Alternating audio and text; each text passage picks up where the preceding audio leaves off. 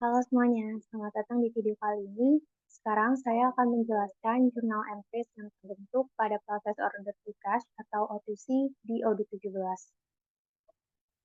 Untuk memudahkan, di sini saya sudah membuat skenario simulasinya, yaitu PT ABC, sebuah perusahaan manufaktur furniture menerima permintaan penawaran atau RFQ dari PT Azure Interior untuk pembelian 10 unit produk for person desk. Setelah mempertimbangkan, PT Azure Interior memutuskan untuk membeli 10% desk dari PT ABC. Karyawan PT ABC kemudian mengkonfirmasi penawaran tersebut menjadi pesanan penjualan atau sales order untuk PT Azure Interior.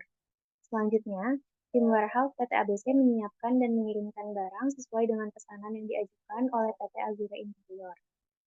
Setelah barang dikirim, tim finance dan accounting PT ABC mengirimkan regular invoice kepada PT Azure Interior. Pembayaran dilakukan oleh PT Azure Interior melalui transfer bank. Setelah pembayaran diterima, karyawan di bagian finance dan accounting PT ABC mengkonfirmasi penerimaan pembayaran dari PT Azure Interior. Sebelum memulai simulasi, kita perlu melakukan beberapa setup. Untuk itu, pertama kita perlu login sebagai akun admin. Nah, di sini saya sudah login sebagai akun administrator. Kemudian kita perlu download beberapa modul yang dibutuhkan, diantaranya itu ada sales, inventory, dan juga accounting. Nah, kemudian kita juga perlu untuk menyiapkan user-usernya. Untuk itu kita pergi ke settings, kemudian ke users and companies, dan ke users. Nah, di sini saya sudah membuat 3 akun atau users baru untuk masing-masing bagian, yaitu untuk accounting, sales, dan juga warehouse. Untuk cara membuat usersnya sudah saya jelaskan di video sebelumnya ya. Nah, kemudian kita juga perlu untuk men-setup pada bagian admin. Nah, di sini saya klik detail users admin, kemudian saya scroll ke bagian bawah dan kita perlu untuk mentik bagian stock counting automatic. Fungsinya agar kita dapat mengaktifkan fitur inventory valuation. Nah, setelah kita tik, kemudian kita klik save. Selanjutnya kita perlu mengubah fitur inventory valuation-nya menjadi automated. Itu caranya kita dapat pergi ke bagian home menu, kemudian pergi ke bagian inventory. Kemudian kita ke bagian configuration dan kita klik produk kategoris. Nah, di sini ada 3 produk kategoris yang secara default ada di dalam Odoo. Kemudian kita coba klik dan di sini ada bagian inventory valuation. Nah, di sini kita ubah saja menjadi automatic. Nah, jadi inventory valuation ini diperlukan saat kita menghitung cost of goods sold dan nilai inventory pada balance sheet. Dengan men-set inventory valuation yang menjadi automated, kita dapat menghitung produk cost secara otomatis. Jadi nanti perhitungannya tidak lagi menjadi manual. Nah, kemudian ini kita klik save saja, dan kemudian kita ubah untuk seluruh produk kategori yang ada.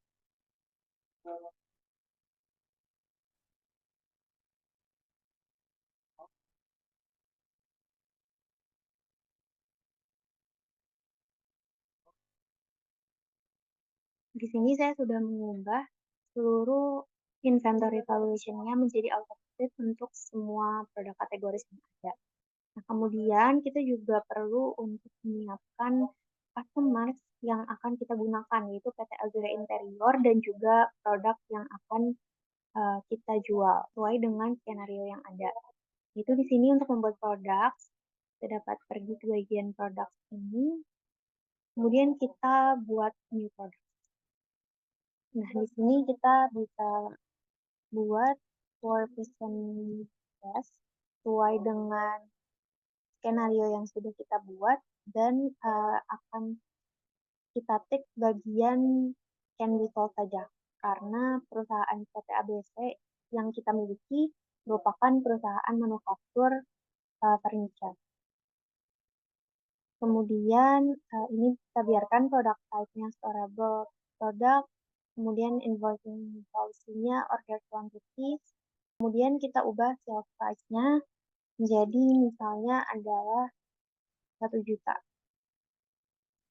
Kemudian customer tax-nya saya hapus saja. dan untuk cost-nya misalnya adalah sebesar 500.000. Kemudian kita update quantity-nya. Di sini misalkan kita ada 15 produk quantity dan kita klik apply. Nah, di sini di bagian log telah terlihat bahwa sekarang kita telah berhasil untuk menambahkan produknya. Dan kemudian untuk menambahkan customers, kita dapat pergi ke bagian sales, kemudian ke bagian order, dan pilih customer. Di bagian ini kita akan menambahkan customers baru, yaitu PT Azure Interior. Kemudian kita isi beberapa informasinya, seperti alamat, kemudian nomor telepon, dan juga email.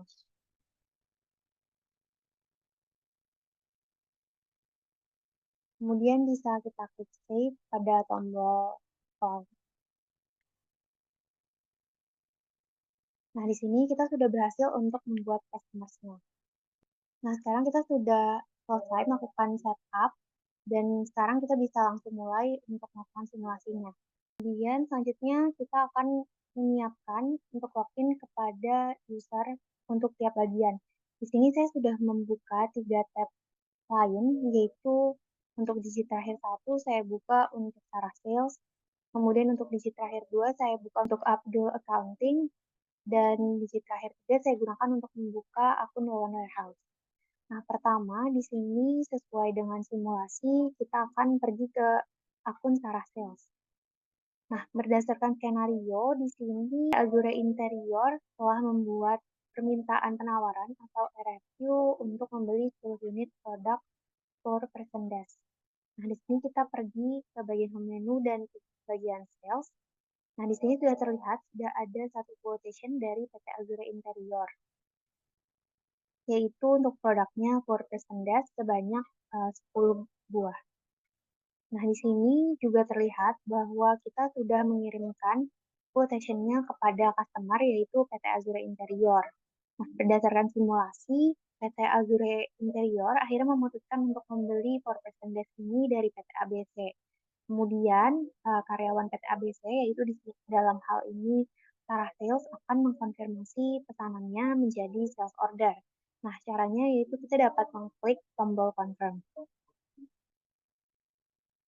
Nah, di sini sudah terlihat bahwa sekarang statusnya sudah berubah menjadi sales order.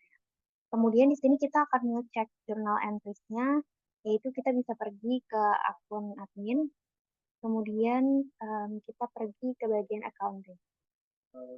Kemudian di bagian accounting ini kita klik journal entries. Nah, di sini terlihat bahwa ada satu journal entries.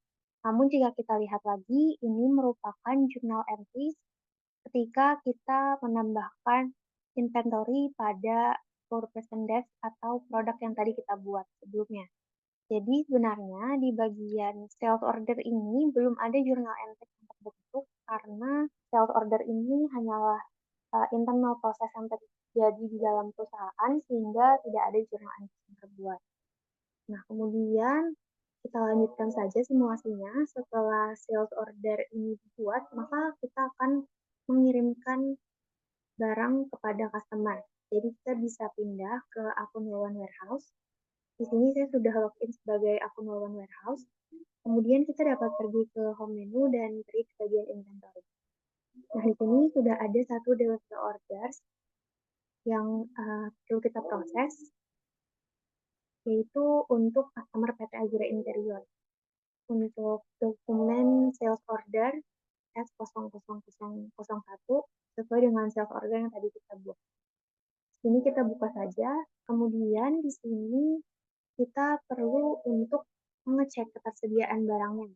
Di sini kita sudah lihat bahwa produk availability-nya available, yang artinya produk yang dipesan oleh customer itu tersedia. Nah, di sini isi dari kuantitinya yaitu 10 sebanyak jumlah permintaan customer. Nah, kita akan melakukan pengiriman dalam satu pengiriman. Nah, setelah pengecekan barang yang telah kita lakukan, maka kita akan mengirimkan barangnya dengan mengklik tombol validate. Nah, di sini juga akan muncul pop-up message yang berisi apakah kita ingin melakukan konfirmasi delivery order melalui SMS pada customer. Di sini saya pilih iya saja dengan mengklik confirm.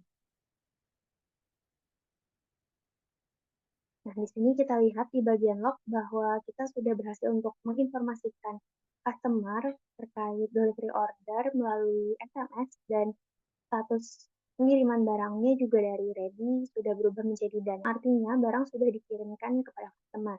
Nah, kemudian kita akan lihat lagi journal entries-nya. Di sini akan saya refresh terlebih dahulu.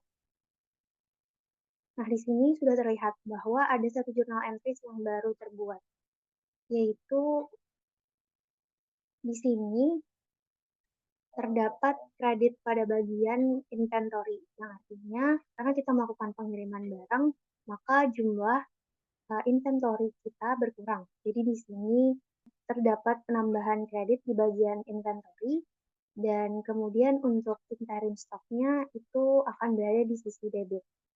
Nah, kemudian setelah kita melakukan pengiriman barang, tahap selanjutnya adalah kita membuat invoice untuk dikirimkan kepada customer. Nah, di bagian ini kita akan kembali lagi ke akun Sarah Sales. Di sini kita akan membuat invoice dengan mengklik tombol create invoice. Nah, di sini sesuai dengan skenario, kita akan membuat regular invoice. Nanti kita membuat tagihan pembayaran seperti biasa saja. Nah, kemudian kita klik create draft invoice. Nah, di sini sudah terlihat bahwa sekarang kita sudah berhasil untuk membuat customer invoice untuk PT Azura Interior dengan nomor INC/2024/00001. Nah, di bagian ini karena kita belum mengkonfirmasi customer invoice-nya, atau dalam kata lain kita baru membuat draft invoice-nya, maka ketika kita cek di bagian journal entries, sini saya refresh, belum ada journal entries yang terbentuk. Jadi di sini kita harus mengkonfirmasi customer invoice-nya dulu. Maka dari itu kita perlu pergi ke akun Abdul Accounting. Nah, di sini saya pergi ke bagian accounting. Di sini sudah ada satu customer invoice ya yang tadi kita buat, yaitu untuk customer PT Azura Interior dengan nomor INV/2024/00001. Kita klik saja. Kemudian kita cek dulu, kita bisa tambahkan dulu invoice date-nya. Nah, kemudian kita cek kembali customer invoice-nya. Di sini produknya adalah 4% desk sebanyak 10 dengan unit price-nya adalah 1 juta. Jadi totalnya adalah 10 juta rupiah. Nah, di sini semua informasinya sudah benar ya. Jadi bisa kita confirm dengan mengklik tombol confirm break.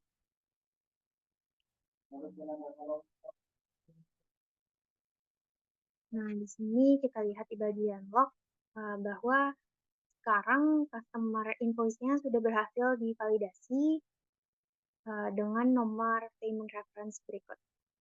Kemudian nah di sini ada penambahan journal entries untuk customer invoice.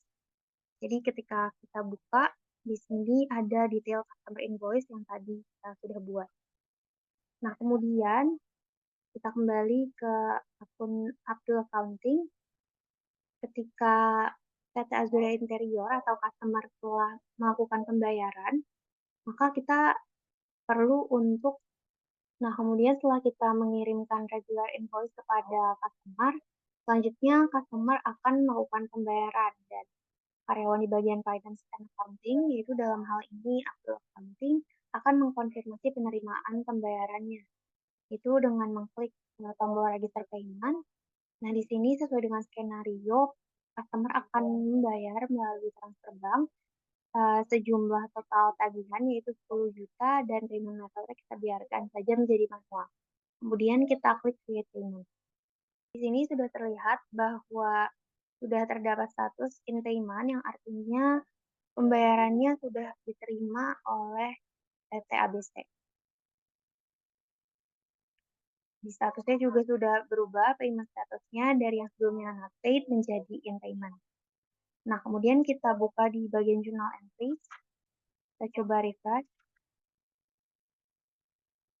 Nah, di sini sudah ada satu jurnal entries baru, yaitu untuk jurnal bank dari PT Azura Interior. Nah, di sini jika kita buka, terdapat tambahan untuk akun outstanding receipt di bagian debit sebesar 10 juta dan penambahan account receivable di bagian kredit sebanyak 10 juta. Artinya, pengurangan di bagian utang ya. Nah, di sini kita sudah berhasil untuk melakukan simulasi journal entries pada proses order to cash. Bisa kita lihat kembali di bagian journal entries, dari proses order to cash ini mendapatkan 3 journal entries, karena untuk yang satu ini tadi adalah penambahan inventory. Jadi yaitu kita mendapatkan journal entries saat melakukan pengiriman barang di bagian ini. Kemudian di saat kita membuat customer invoice, dan juga setelah proses pembayaran, di saat kita menerima pembayaran itu. Maka dari itu, kita telah berhasil untuk mensimulasikan journal entries pada proses order to cash. Sekian dari saya, semoga dapat membantu dan sampai jumpa di video selanjutnya.